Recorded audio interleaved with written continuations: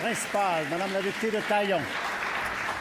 Monsieur le Président, le 26 juin, pendant l'étude des crédits, le ministre de la Santé a affirmé qu'aucun service aux patients ne serait touché par ces coupes. Il l'a répété lors du dépôt de projet de loi numéro 10 la semaine dernière. Dans la vraie vie, pourtant, 80 postes d'infirmières et infirmières auxiliaires sont supprimés au C3S, au Richelieu-Rouville, en Montérégie. 80 postes directement liés aux soins aux patients, pas à de l'administration. Des coupes de professionnels qui sont au chevet des malades. Ce sont des personnes âgées, des personnes en soins intensifs et des bébés soignés en pédiatrie. Ça correspond à 72 500 heures de soins perdus. Le ministre va-t-il revenir sur cette décision et redonner ces professionnels aux citoyens du Haut-Richelieu? Monsieur le ministre de la Santé. Monsieur le Président, ce que j'entends depuis le début de la période de la question, c'est une grande conférence sur le statu quo, alors que la situation dans laquelle on est une situation de déficit budgétaire dans laquelle on a été plongé par l'opposition officielle. Et cette réalité-là, Monsieur le Président, fait en sorte... S'il vous plaît. C'est au ministre la parole. C'est à Monsieur le ministre de la Santé la parole. Monsieur le ministre de la Santé. La colonne qui est ici au milieu, Monsieur le Président, c'est le tremplin duquel on a plongé dans l'abîme budgétaire du Québec.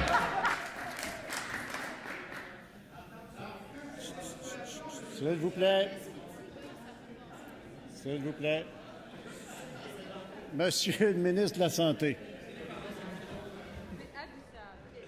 C'est effectivement abyssal. Et ça demande de grands efforts pour revenir à l'équilibre budgétaire. Ceci dit, Monsieur le Président, dans cette conférence quotidienne sur le statu quo, malheureusement, il y aura des gens qui vont devoir travailler pour en sortir, pour faire en sorte que, justement, les soins soient rendus disponibles de façon pérenne dans la société québécoise. Et la réforme qui est mise en place, Monsieur le Président, vise ça. Elle vise ça parce que ce que l'on veut, c'est de faire en sorte que les décisions qui soient prises en fonction des patients, dans leur intérêt. Et je vous rappellerai à l'opposition et aux deux oppositions, quoique je n'ai pas à le rappeler à la CAQ, je rappellerai, c'est vrai, et je rappellerai, Monsieur le Président.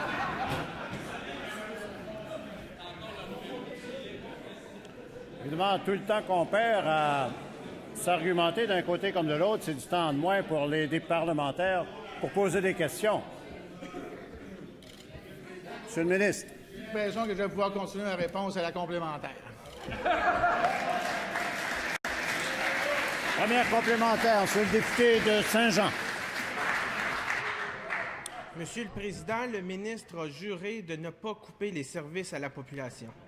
Pourtant, 26 lits en pédiatrie seront coupés, 10 lits en unité de médecine et 2 lits aux soins intensifs de l'hôpital du Richelieu. Ça, c'est des services directs à notre population.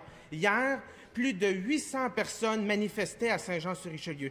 800 personnes qui sont inquiètes des coupures de l'austérité libérale. Monsieur le Président, est-ce que le ministre va revenir en arrière? Monsieur le ministre de la Santé.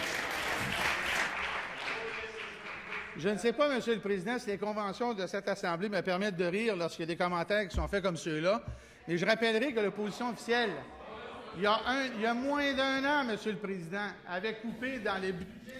Ça va? Allez, Monsieur le ministre. Monsieur le Président, excusez-moi. Alors, je rappellerai, Monsieur le Président, que le Parti québécois, lorsqu'il était au pouvoir, a coupé dans les chirurgies de gens qui attendaient pendant des mois, sinon plus qu'une année. Monsieur le Président, il y a une réforme qui doit être mise en place dans l'intérêt des patients et j'invite l'opposition officielle ainsi que la deuxième opposition à se présenter en commission parlementaire dans l'intérêt des patients et non dans leur intérêt.